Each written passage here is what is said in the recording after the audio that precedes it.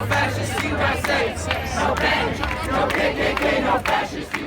protests are loud and growing louder against the new arrivals in the Oval Office.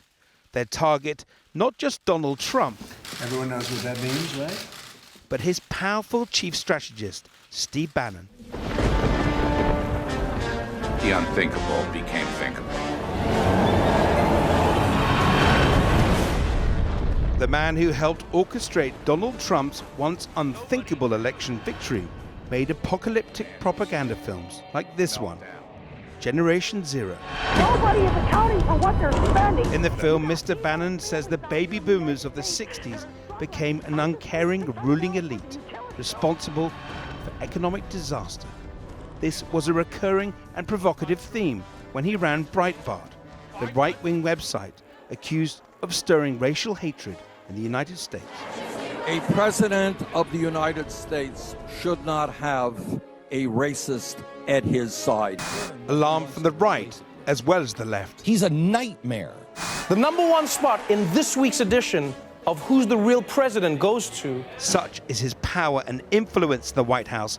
He's already being portrayed as Trump's puppet master. Steve Bannon! Yay! You don't get between Steve and his objective. Mr. Bannon's dark worldview, as outlined in his films and media appearances, speaks of a dystopian America, battling multiple enemies, from its own corrupt elites to radical Islam.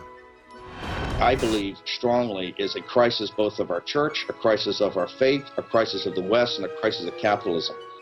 We're at the very beginning stages of a very brutal and bloody conflict. He's trying to encourage chaos.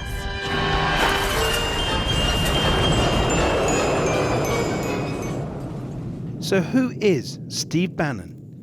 And is it his vision that's shaping the Trump administration and its more controversial policies? You can't handle the truth. At the other side of this crisis. So what is his truth? We had the Revolution, we had the Civil War, we had the Great Depression of World War II.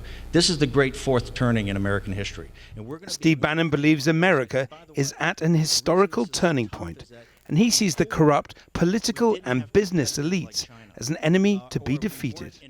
Don't believe the establishment. Do not believe the permanent political class. We are on the right side of history. This is going to be a very nasty, long, protracted fight. His enemies are both at home and abroad. The Christian West, as he sees it, under threat. And it is a crisis of both of capitalism, but really of the underpinnings of the Judeo-Christian West in our beliefs. To be brutally frank, I mean, Christianity is dying in Europe and Islam's on the rise. Stand with our beliefs, but to fight for our beliefs against this new barbarity that's starting. We're now, I believe, at the beginning stages of a global war against Islamic fascism. He also has a problem with the massive influx of migrants, including many Muslims, to Europe. It's not a migration, it's really an invasion. These are not people with thousands of years of understanding democracy in their DNA coming up here. To try to understand how Steve Bannon came to hold these views, we traveled first to his hometown. Mr. Bannon grew up in a working-class family in this neighborhood of Richmond, Virginia, one of 5 children in a close-knit community where Christian faith was central to daily life. As an Irish Catholic, his Judeo-Christian worldview was initially shaped during his formative years at this Benedictine school, run almost like a military academy. Orthodox Catholic training from the Benedictines that I think's influenced Steve. Pat McSweeney grew up close to the Bannon family and went to the same school. And what was he like? Combative, feisty, undersized, but played sports and compensated through energy and determination for what he lacked physically. So he was a scrapper? Scrapper, yeah. He had to be held back. You didn't have to push him into conflict. He was there to find it, and he never backed down. Many of Bannon's historical American heroes were assertive, revolutionary figures who came from Virginia, including founding fathers George Washington and Thomas Jefferson, as well as Patrick Henry, who proclaimed here in Richmond, "Give me liberty or give me death." You've got the ideas and the documents of the Revolution, of Independence and Bill of Rights. Larry Nordvig, a former Virginia Tea Party director, has worked with Mr. Bannon and says the president's key advisor sees himself at the vanguard of historical change. When Donald Trump talks about making America great again, and Steve Bannon as well, this is the kind of figures they're talking about. I would say Steve Bannon very much has this sense that we've been handed down this gift and we have to preserve it and throw it forward to the next generation.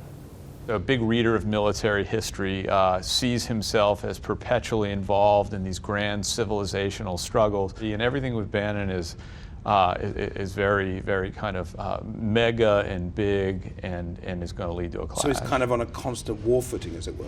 Absolutely. Constant war footing, yes. Yeah. Josh Green first met Steve Bannon in 2011 and wrote a profile on him. At the time, the man who was to become Trump's campaign manager was working on a promotional film about the right-wing firebrand Sarah Palin, hoping she would run for president. Everybody in politics back then thought that Palin was going to run for president in 2012.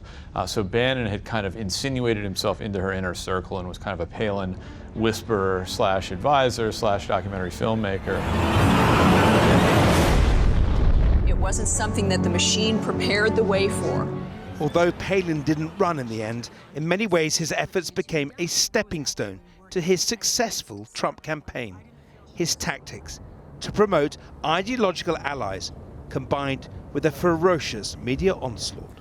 So that's you there? There's me giving a nice fiery speech that day, and you can see there's Steve Bannon in the background clapping there. Which is you often see him like that with Trump, don't you? You see Trump and then he's sort of lurking in the background, so pulling the strings maybe. I don't know if I like that parallel, but afterward Steve wanted to meet me, and he actually asked if I would consider running for Congress based on the speech that he had just heard. He has used Breitbart effectively to whip up the grassroots. I know the Tea Party, he got their tempers up and got them active. Under Steve Bannon, Breitbart ran highly provocative articles which appealed to the alt-right, a rebrand of the far-right movement. It includes white nationalists, many of whom publicly supported Trump's presidential campaign. White nationalists share many sentiments with notorious white supremacists. The articles on Breitbart spoke of an us and them America. The website was also accused of pursuing an anti-Muslim agenda. Many women, too, were outraged by some of the articles, with headlines like, "Birth control makes women unattractive and crazy."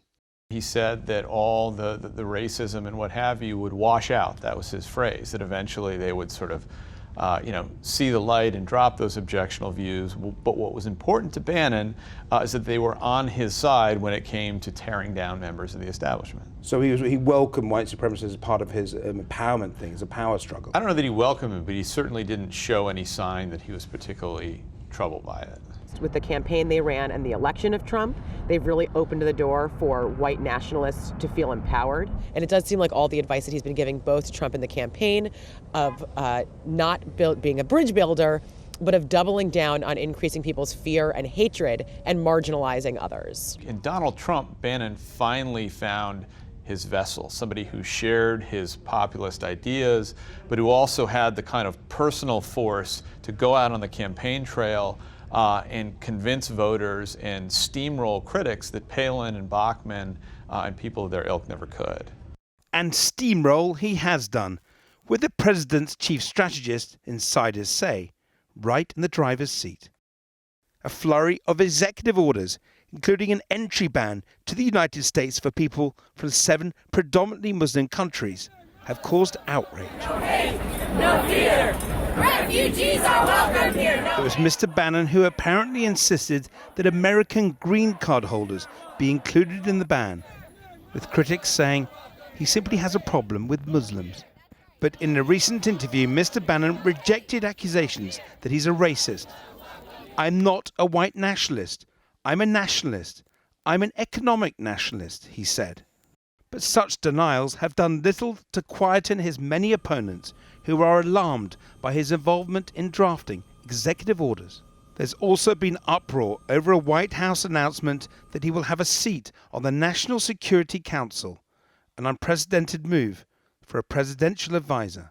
He does not have an experience in government. He does not have experience in national security. And so to put someone who has his very clear track record as a white nationalist, which is essentially a white supremacist, in the center of national security for the country is quite troubling. Steve Bannon. Even the conservative television host Glenn Beck, once a darling of the Tea Party, is troubled by Bannon's power and influence. Breitbart as a platform for the alt-right. He is on record saying that. He's on record defining the alt-right. He knows what it is. He is a guy who he wants to tear this system down and replace it with a new system. He is a frightening, he is a terrifying man. He has this image of being a very incendiary person. Well, of course he does. But that's tempered with the Bannon I know, who's really a far more subtle person than his manner would suggest. I think he likes that persona, but he's a very thoughtful person. Send in Steve Bannon. In Saturday Night Live, he's cast as the all-powerful Grim Reaper. Hello, Donald. I have arrived. Hi, Steve. You look rested. Thank you. In a deeply divided United States, Steve Bannon is seen either as the man who will help save America or destroy it. Can I have my desk back? Yes, of course, Mr. President. I'll go sit at my desk. Yeah. One thing both sides do agree on, he will have a powerful, pivotal role in the fate of the Trump White House.